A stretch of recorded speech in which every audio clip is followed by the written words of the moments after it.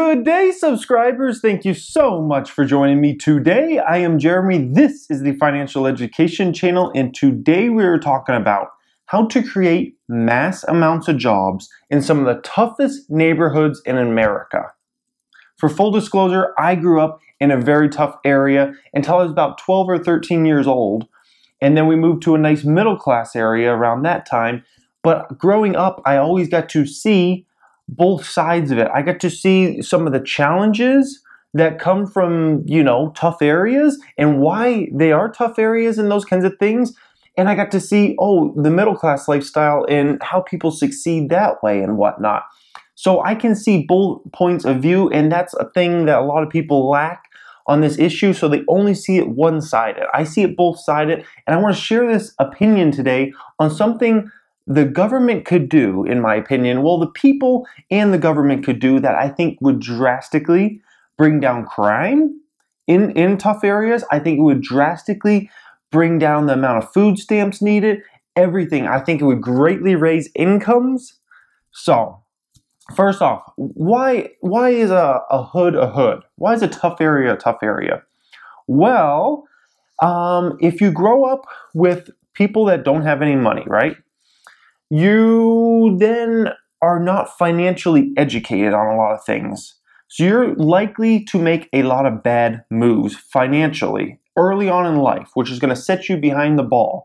Then you don't have people to give you money or send you to college and those kinds of things. So the mentality becomes, and a lot of people who come from tough areas, they have a mentality of, I'm either going to become a sports star, a musician, or, my life's going to be stuck at work at McDonald's or something because that's the only way out.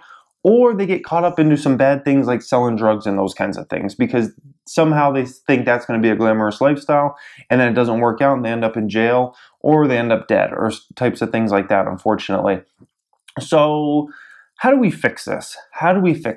Well, in my opinion, one of the things that's lacking in some of the urban areas, some of the toughest areas in America, is entrepreneurship. People starting business. Because you know what? To start a business, you don't need a college degree.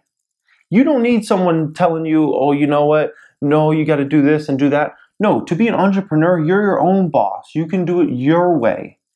And you don't have anybody saying, you don't have this master's degree, so you can't get this job type thing. No.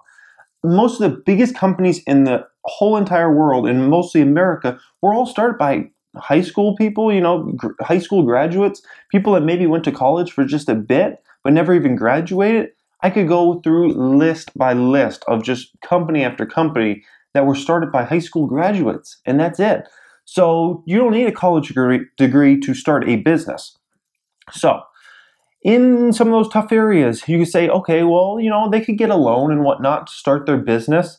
Or why don't they just, start it off their money? Well, one, it's really, really hard to start a business if you don't have any money behind you. And how are you going to have money behind you if you can't get a good job?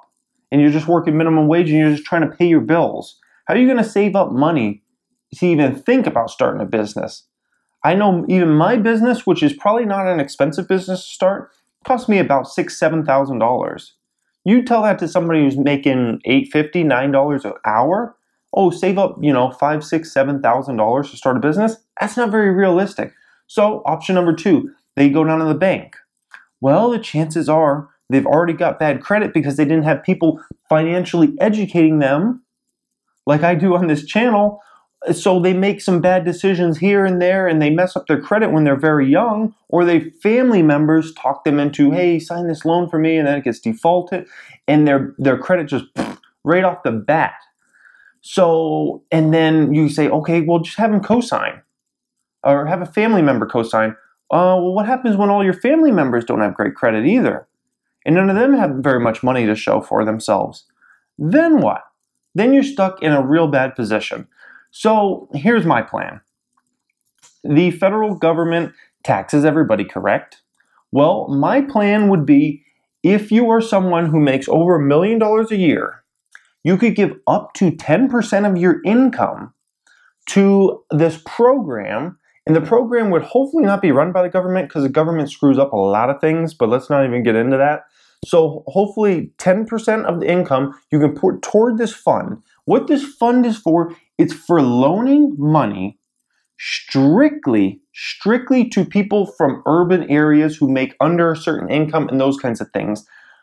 But the maximum loan you'd want to put on that is maybe $25,000. That's the maximum amount of money you could loan to somebody. That money is to be paid back, but it is not charged interest. That's another thing that a lot of people get screwed if they start a business and they have bad credit and somehow a bank or somebody does loan to them, they charge an insane interest rate and then the business fails because they can't keep up with that interest rate.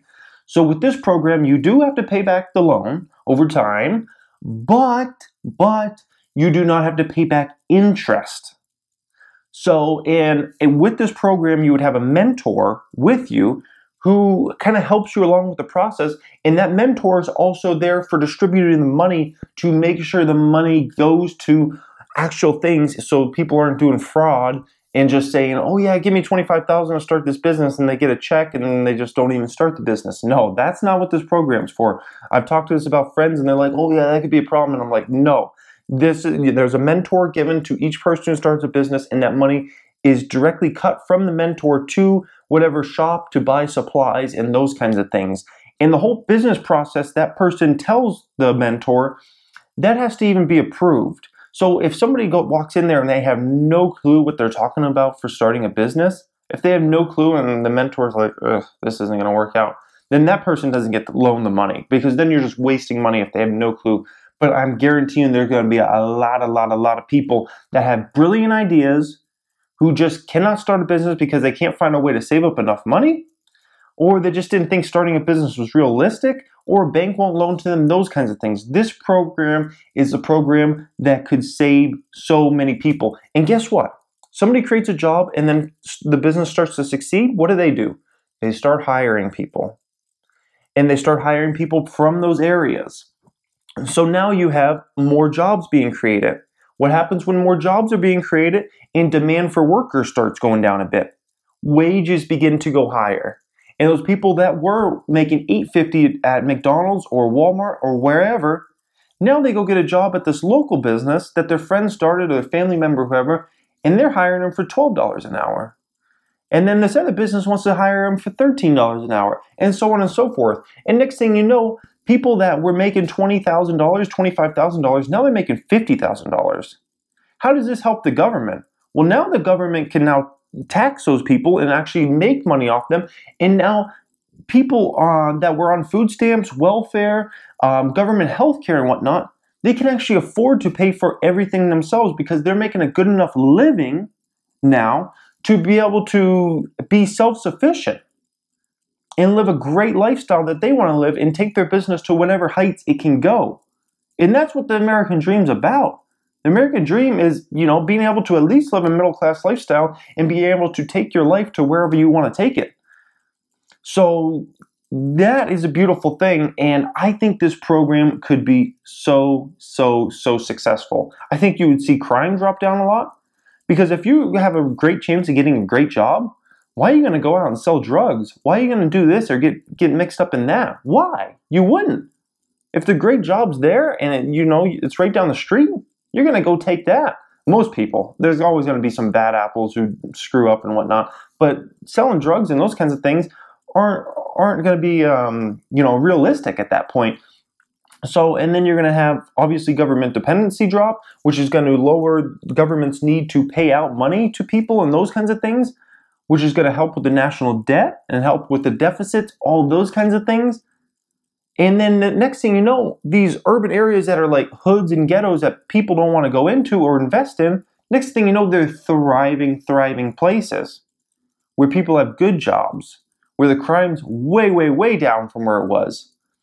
And this would take, I would say, at least 2 decades to really roll out and see huge results from it, because I doubt something like this is going to be, it works overnight and it's magical. No, it's going to take a couple decades. But guess what? Once we get that built up, and once we get America, where America's, there's no such thing as hoods and ghettos, everything is very thriving, Then we could even take this program to other countries later on down the road and do it city by city, the same way I'm talking about doing it in America. So that's my plan to, I guess you could say, revitalize a lot of the cities in this country that have been devastated over time by factory jobs leaving throughout the 60s, 70s, 80s, and bring them back to thriving places where great jobs are created, where you don't necessarily need a college education to get a good job, and those kinds of things. Leave me a comment if you guys think this is a good idea, or leave me a comment if you have a question about the idea that maybe I didn't explain fully in this, or if you see something being a problem, because I think it's a good idea and I want to kind of like make this idea more popular in something. So anyways, thank you so much for watching, guys. If you haven't subscribed, you may want to. I talk a ton about personal finance, talk a lot about the stock market, making successful investments. I talk a lot about entrepreneurship and being a young entrepreneur and some of those kinds of things. And then every once in a while, I just do a fun video that's kind of related to all those subjects. And it's a fun day. It's Sunday. So you know what, guys? Have a great day.